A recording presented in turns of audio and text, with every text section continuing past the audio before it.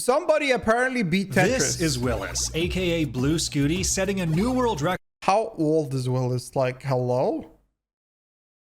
for the longest game of NES Tetris by getting the first What a ever Chad. level 157. But something unexpected is about to happen. He just became the first person ever to trigger a game crash, reaching the true kill screen, which is by far the biggest achievement in the 34-year-old history of the pro classic Tetris scene. So why is this such a big deal? And can a record like this ever be broken? To answer both those questions, we need to go back and start with the first unbeatable barrier in the game. In NES Tetris, released for the Nintendo Entertainment System in 1989, the goal is to assemble falling blocks to clear complete lines. For every 10 lines cleared, you move— So I assume that this is endless. And what he reached was a goal of a number that the calculation cannot handle.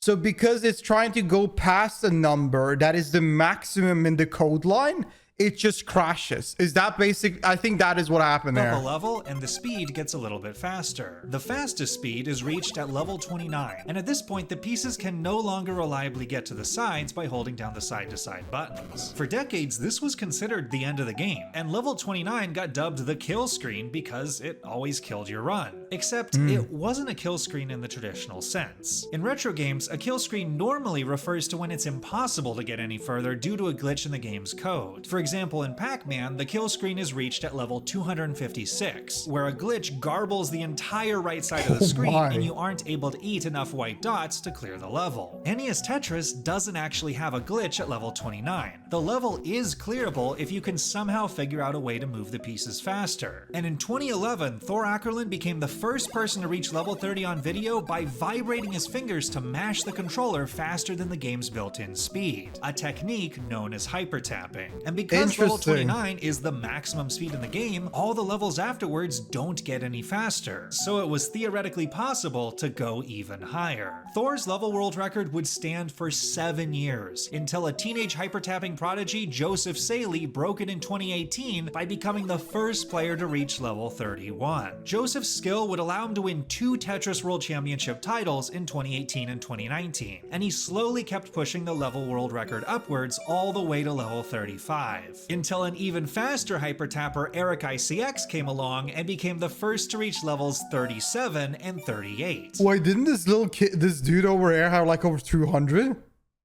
Or over 100? Now this was light years ahead of what anyone would have expected when the game first came out, but overall progress on the record was still slow because hyper-tapping only barely made level 29 speed possible. Deep runs into the 30s still required getting good luck with the pieces and near perfect placements with almost zero margin for error. In order to truly push things a lot further, some kind of breakthrough was needed. But then a new technique came along that would change everything. The roll apocalypse. In 2020, a Tetris player named Cheese watched a video on various button mashing strategies and had the epiphany to combine a multi-finger technique by Hector Fly done on arcade cabinets and another technique that used a finger on the bottom of the controller to push it into another finger on the top. He called this new technique rolling, and it allowed him to easily reach button mashing speeds over twice as fast as the quickest hyper-tappers. He became the first player to ever reach level 40, and although a hyper-tapper named Alex Thatch would end up taking the record back, he would be the last tapper ever to do so. Over the next few months, there was a flurry of new records as most of the top players in the scene switched over to the new rolling technique. They were gaming. And Eric ICX, now a roller, shattering the record in 2021 by making it all the way to level 95. Wow. With the fastest speed in the game now fully mastered, it seemed like the sky was the limit for how far players— You know, I think it's always nuts because these speedrunners, they spend like 10 hours-ish a day and do these exact things for months and months and months and end, and they suddenly hit it at one spot like 3 or few months in. It's insane how much dedication is required. An even bigger challenge than speed was looming on the horizon. NES Tetris was originally designed with 10 normal-looking color palettes for levels 0 to 9 that were bright, colorful, and easily visible. Every time you go up 10 levels, the game then loops back around to the first color scheme. But because this game was coded in the 1980s, everything is written to try and be extremely memory efficient. So the line of code that's supposed to determine the level color glitches out starting at level 138 and starts pulling data from outside the color table, resulting in a bunch of random, bizarre color palettes that can be difficult to see. If you're into code and wondering exactly how and why this happens, Hydrant Dude has a great 2-minute explainer video on the subject that I'll link in the description. Obviously, the colors glitch wasn't a problem when the game first came out because making it to level 138 would have been a pipe dream. But now, players were actually on the verge of getting there. Technically, the first player to reach the glitch colors was Fractal161, but he opted to go for it on the much lesser played PAL version of the game, which runs 20% slower than the much more common NTSC version that is used in the World Championships and most of the main leaderboards. So it's kind of like cheating because you slowed it down. ICX became the first person to achieve glitched colors on the NTSC version, impressively managing to get it in an actual tournament match and making it all the way to level 146 before a particularly dim level cost him to top out. He ended up winning the 2022 World Championships a few months later. But now the combination of challenges with visibility and sheer endurance were starting to seriously slow down progress again, as Eric's world record game had lasted nearly 40 minutes. It took over a year before anyone was able to get past the dim level that had taken out Eric, and when a player named Pixel Andy finally managed to beat it, he got taken out by an even more difficult level featuring pieces that were nearly pitch black. Wait, the colors. I can't see it. No, I couldn't see it. I couldn't see it on my screen.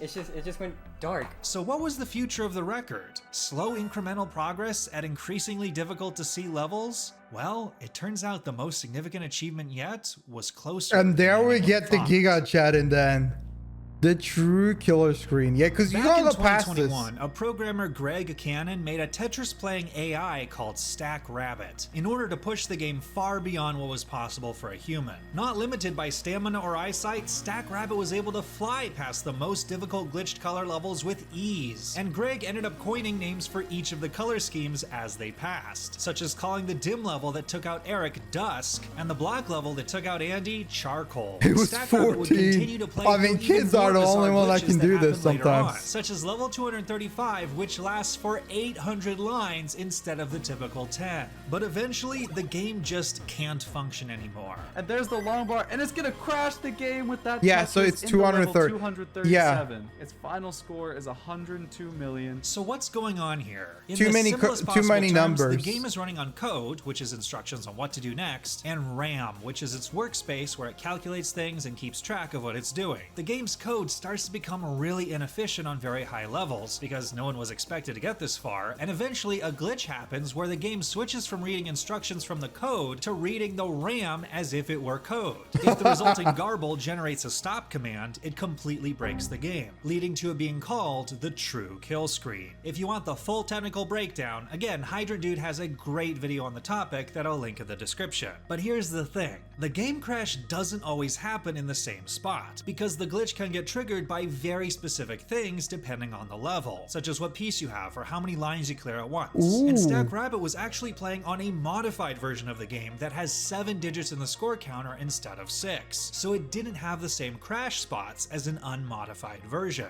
In 2022, there was a massive effort put into researching the mechanics of the crash, and Hydrant Dude made a spreadsheet tallying up every possible situation that could cause This the crash to be dude just went all in on explaining how fucking Tetris worked. I love this. I love these. I love speedrunning and like these old game fandoms that are still alive because people are going all in on it to find every nick and corner, like every corner around the game to figure out everything about a game. It's so cool. I think this is cool. Some might think this is way too much. I think this is amazing. They're so passionate. Yeah, they're super passionate.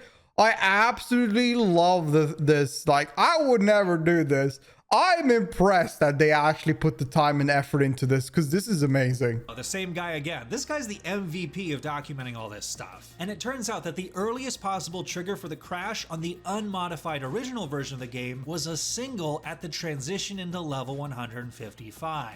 That actually wasn't too far off from the world record. A human might actually be able to do that, provided they could get through Dusk and Charcoal. In 2023, after Fractal won the World Championships and firmly established himself as the best current player in the scene, he decided to start live streaming daily attempts to get the crash. But on the very first night of his grind, a player named Blue Scooty shocked the scene by being the first player to ever beat Charcoal and dude, make it all the way to the fucking sneaky boy coming in and taking the fucking championship belt. Look at that. Just nobody knew about him. He just suddenly showed up and is like, yep, I did it. I reached the end screen. Nobody can pass this. I am the gigachad forever with Tetris. Level 153. Not only did this set a new level world record and score world record to boot, it was only 18 lines away from the first crash. Scooty was a newer player in the scene who'd recently been on a meteoric rise, achieving a surprise semifinals finish in the 2023 World Championship. So he was gaming. After getting the record, he decided to challenge Fractal and start grinding for the game crash himself. I'm Later Tetris. said in an interview, You know, I am the king of so Tetris. Close, I might as well race him for it and try and beat So him. I have a question. Like, what do you do whenever you beat Tetris? Like, let's say you beat a game, like you completely beat it, that the code cannot manage it anymore. You are done. You're finished. You are the world record for the rest of your life. There's no more to do in that game. You are also known for it. What do you do after that? Do you get paid something? You don't get paid. It's just status. There's not. I mean, you can get paid if you have YouTube ads, but like, what do you do after that? You can't like. Do you like move on and play something else, or do you still just play? Like, I assume you would. That would be the normal thing, right? But would that kind of like, in a way, like a little bit suck? Like if you spend so much time to be the best at this and now you're just beating it so much that it's just, you know, there's no point in playing it anymore. You become the Tetris and destroyer of roads. They're just the winner is the king now. But Fractal looks like he could be getting it at any moment. I'm doing good, Less but than I hope you're 24 doing hours good as later, well. on day 2 of the grind, he had a game early on that went all the way to the level right before the glitched colors. Are you ready? Oh, okay. Later on in the night, he succeeded in getting to the glitched colors, but then disaster struck when he hit Dusk. Oh my god. No, I got completely blindsided. Despite not getting the game crash, this game would actually end up taking back the score world record from Blue Scooty. On day 3, Fractal started up again, ready for another evening of attempts. But just 20 minutes into the stream, the chat alerted him that Blue Scooty was currently on a big run. Wait, what is Scooty at right now? Oh my god. It finally happened. Blue Scooty was on a roll, having reached the glitched colors and easily coasted through Dusk with a low board. Next up was Charcoal. He had a little bit of trouble at the beginning, but managed to clutch a line piece to the left to get the stack down to complete the level. Now it was just a matter of carrying the game to the finish line. He slowly kept downing levels, passing his old record and making it to 154. Dude, he's so focused. This was it. He just needed a single on the final line clear to get it. But then He's not 4 lines clutching in, it. he misdropped. Now in dig mode, he started optimizing his stack for survival instead of singles. He managed to open his board just in time to fill the longbar dependency, but oh no! I missed it. He'd accidentally passed the crash trigger by clearing a triple instead of a single. Scooty marched onward, unsure of when he'd get another chance. Wait, what? Oh my god. Just please crash. Wait, next so he event- passed this. He went beyond. He went further than they could ever imagine. He went beyond the crash trigger. That is nuts. Available target was on level 157, Wow. where every one line clear would have a 73% chance of triggering the crash. But as Scooty entered the level, he suddenly started to misdrop again. Nothing was clearing any lines. He's freaking out. His chances He's were freaking out. He doesn't know what to slipping do. away. But in a last-ditch effort with a J piece to the left, it happened. Oh shit, he was about to die, but he did it. Immediately, reactions poured in from the rest of the community. Let's go. He did it! He did it! Wait, he got it! Oh my god!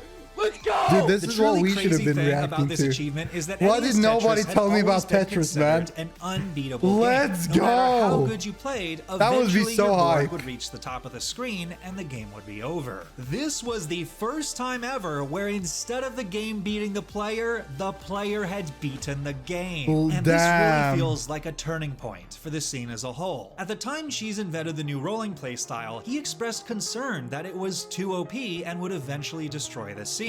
But instead, it's caused the scene to have a complete renaissance. Concerns about tournament games going too long due to endless lineouts have instead been replaced by ROM patches adding a new faster speed at level 39 that resulted in exciting battles for bigger line clears that are worth more points. The level and score world records, once thought to be getting stale as they turned into a mere endurance challenge, had suddenly given us the most exciting record chase the community had ever seen, with the world records changing hands multiple times in a single week. And now the Dude, the fucking kid is sitting with the there world record with changing hands 2 world multiple records. times in a Look at that. He just has both of them. And you can't beat this one at all. Wow. week. And now that the game crash has officially happened, there's a ton of possibilities of where the record chasing can go from here. Players could go for speedrunning the crash or trying to get the highest possible score before it. No, Fractal, he said We that he have was reached interested the in point going. in time where people will speedrun Tetris. I would never imagine that we would have Tetris speedrunners. But here it is. Tetris speedrunners. For an efficient Playing Tetris with one crash. glow So looks I so think he's goofy. I'm definitely impressed, gonna but be also coming looks slightly back. goofy. I mean, it's because they're like constantly like sliding the controller, right? They're constantly sliding it. If you're like, if you don't have gloves, you might get, you know, depending on your hand, you might be irritation and stuff like that, blah, blah, blah.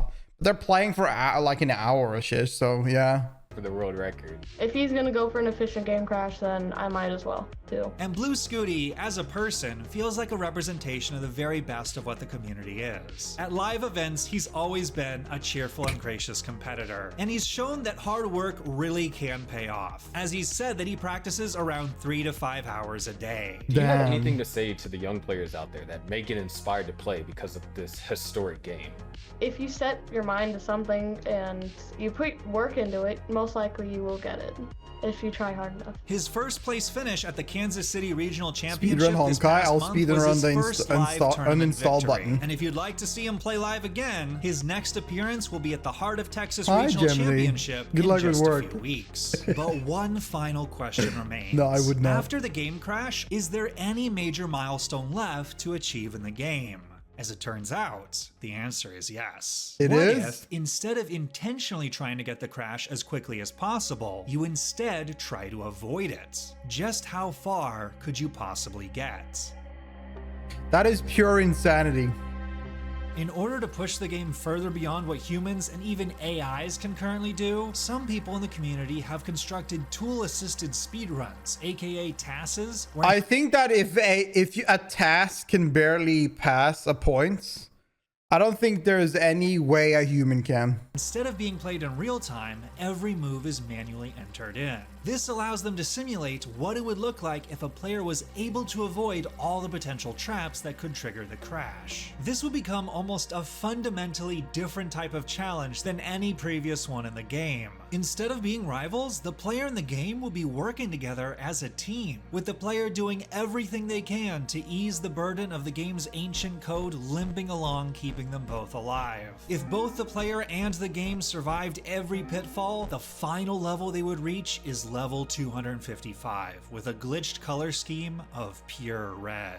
This is the last level that can be stored in the game's memory, and things are so unstable that 5 of the 7 pieces in the game could trigger the crash when falling normally, so the player basically has to push down on every piece to survive. So what happens when the level clears? It loops right back around to level 0. The game officially resets back to the beginning. If the original kill screen was the game's way of beating the player, and the true kill screen was the player's way of beating the game, beating level 255 is the rebirth screen, with both the player and the game emerging triumphant. And then you can try to hit like rebirth screen level 20. And that's when you're done. You have like a 40-hour gameplay speedrun session. That's going to be interesting. Together. If it can be done someday, it will be the ultimate final achievement of the original game. I know what we're doing. Thanks so much to the Damn, patrons that, on I know Patreon what who we're make doing. video- I know what we're doing. We're not doing this, that's for sure. But that was a fucking good ass idea. That is insane, though. I think it's funny. I love the passion. I love the love. I love how interested they are in this game and how much they've like pushed it. I think that's so cool. Congrats to that dude, man. That's a big W. That's a massive win. Holy shit. That's absolutely insane. Amazing video, Scout. It's amazing to be in one of your videos, since your videos are what got me into Tetris scene in the first place. From Blue Scotty himself. That's insane. Wow. That must be cool. Dude, like, you make a video covering the world record holder of something massive, and then the dude says that you got me into Tetris. That's insane. I think it's always nice to see people who actually like something or have passion. I always love to see that. It's a great thing to view. Get the feeling from it. That's why you get the vibes from it, and I love it.